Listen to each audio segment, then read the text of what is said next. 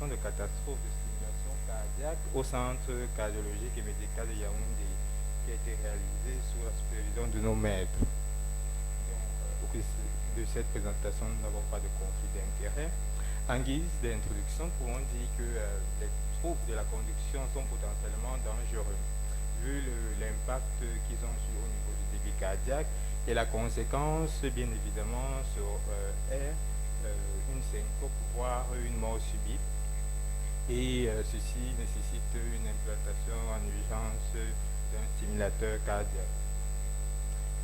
Nous avons réalisé une étude rétrospective dans ce centre de rythmologie, au cours de laquelle nous avons recueilli 15 patients syncopaux, donc qui avaient cette indication d'urgence de pose de pacemaker sur environ les 223 procédures qui ont été réalisées dans le centre.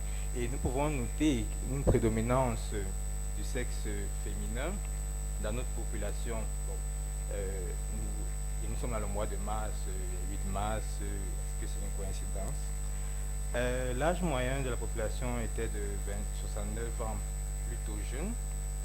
Et au niveau de la symptomatologie clinique, nous avons noté des malaises majeurs, notamment des patients avec une syncope inaugurale, des patients présentant des malaises hypothymiques fréquents, et nous avons aussi des patients qui présentaient des syncopes à répétition dont la variation du délai avant la consultation variait de 3 semaines à 1 an. Nous avions aussi des patients qui présentaient des syncopes prolongées, des patients qui perdaient connaissance pendant plus de 5 minutes. Et malheureusement, nous avions aussi noté des patients avec un état de mal syncopal, des personnes qui perdaient connaissance suivies des crises convulsives qui avaient comme poétiologie un trouble de la conduction ventriculaire prouvé.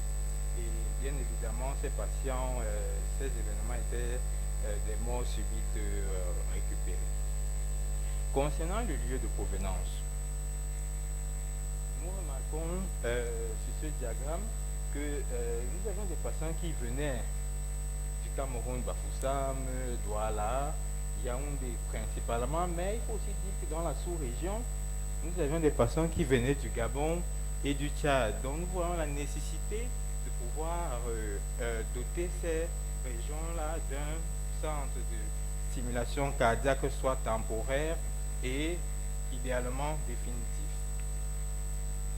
Concernant le délai de consultation de ces patients après ces malaises fréquents, nous remarquons que nous avions un délai de consultation qui variait à peu près de 21 jours à 1 an, avec une moyenne à peu près à 120 jours après cet état syncopal. Concernant les anomalies électriques, les anomalies de base que nous avons retrouvées chez ces patients, soit lors de la référence du patient ou alors lors de la réalisation de l'électrocardiogramme chez nous, nous remarquons que la majorité avait un bloc auriculo-ventriculaire complet à 93% et certains avec un bloc auriculo-ventriculaire 2 sur 1. Bon, et ces patients, quand nous expliquions la gravité de la situation, avaient l'indication de poser un stimulateur, ils n'étaient pas toujours convaincus. C'est pour ça que chez ces patients, pour leur prouver cette nécessité, il leur était placé gracieusement un holter de 24 heures sur laquelle nous avions des situations de syncope documentées, c'est-à-dire avec un enregistrement péricritique, où on a eu 4 cas de bradycardie sévère, à moins de 30 battements par minute. On a eu 3 cas de bloc auriculo-ventriculaire de haut degré, malheureusement dégradé en asystolie ventriculaire.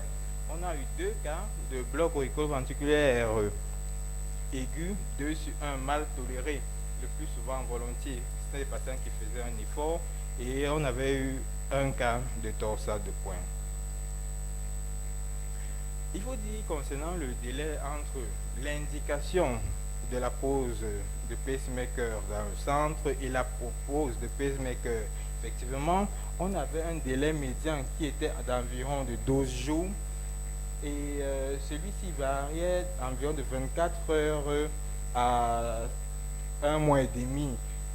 Et les raisons du retard de la pose de pacemaker, comme nous le voyons, principalement c'est la limite financière, malheureusement. Puis c'était suivi par l'indisponibilité de l'équipe qu'il fallait constituer. Et enfin, de l'indisponibilité du pacemaker qu'il fallait souvent commander. Nous allons terminer par deux cas cliniques. Là, nous avions un électrocardiogramme d'un patient qui avait un bloc auriculo-ventriculaire complet. Voilà, nous voyons, il y a une régularité des auriculogrammes, de ventriculogramme avec ce patient bradycarde et malheureusement qui est passé en asystolie ventriculaire parce que là nous voyons il y a une absence de ventriculogramme. Là c'est le même patient sur un tracé long. Nous avions ce patient qui avait un bloc auriculo-ventriculaire complet, puis malheureusement qui est passé en asystolie.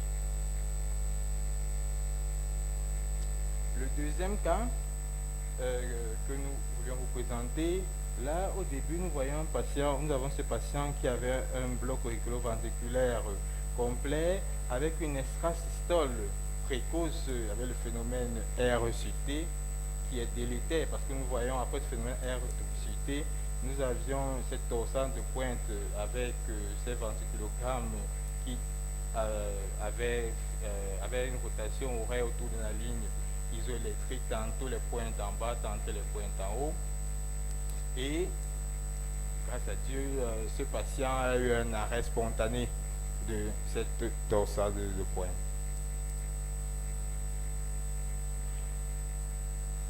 Ce même patient, en fait, quand nous avons essayé de regarder le Holter, à d'autres heures, nous avions ce patient qui avait un bloc auriculo-ventriculaire avec cette torsade de pointe.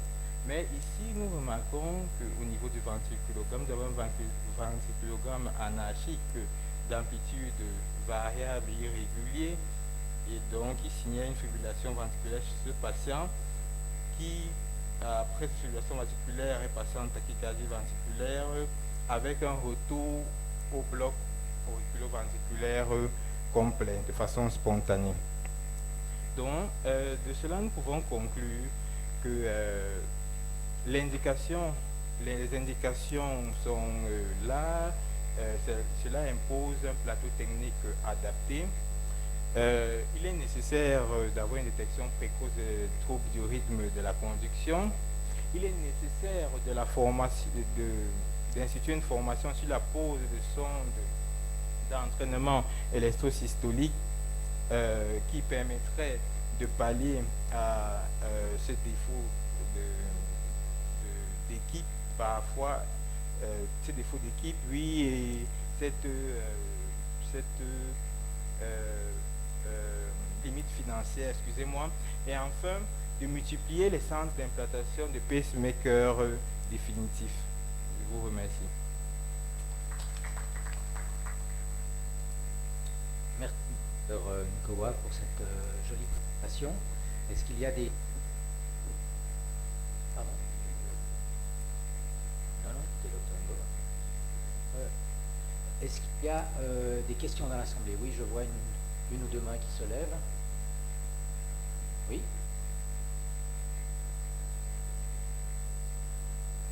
5 minutes. Ah, d'accord.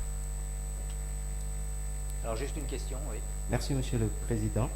Alors, ma question va dans le sens où vous avez fait des holters ECG chez les patients où l'indication de l'implantation d'un pacemaker était évidente. Je ne sais pas, c'est quoi l'intérêt d'avoir réalisé le holter au moment où il y a une indication de réalisation d'un pacemaker. Et par rapport à votre patient qui a fait une torsade de pointe, est-ce qu'il y avait des troubles ioniques, notamment une hyperkaliémie, qui a fait de sorte peut-être que ça a régressé spontanément? Je ne sais pas, on n'a pas plus d'informations. Merci. C'est pour la question.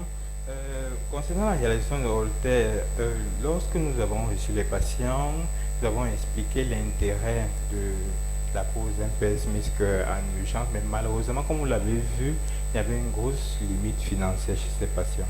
Donc, pour requérir des anomalies électriques, je dirais horribles, nous avons proposé à cette patiente gracieusement, sans frais, de leur placer un Holter OCG et qui, vous avez vu, qui nous a montré différentes anomalies, notamment les torsades de pointe et les fibrillations, et qui ont permis à certains patients de réunir aussi la famille, montrer ces anomalies-là, et ils sont un peu bougés pour la pose de pacemaker. Concernant la deuxième question, ces patients, oui, ils ont bénéficié d'un bilan biologique et il n'y avait pas d'anomalie. Beaucoup d'un biologique notamment, il n'y avait pas d'hypercalcémie. Bien de me dire.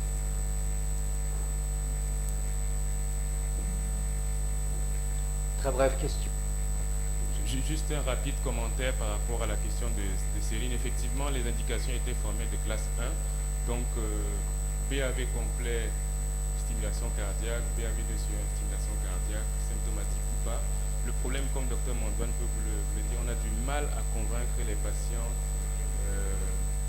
de se faire stimuler, parfois même quand il y a les moyens. Parfois, le jour de l'implantation, le patient désiste parce qu'il ne veut pas décider avec des prothèses sur 10, 15, 20 ans plus tard. Donc ça a un premier intérêt qui est persuasif, et le deuxième est un peu pédagogique parce qu'on dit PAV complet, mais finalement qu'est-ce qui donne la syncope?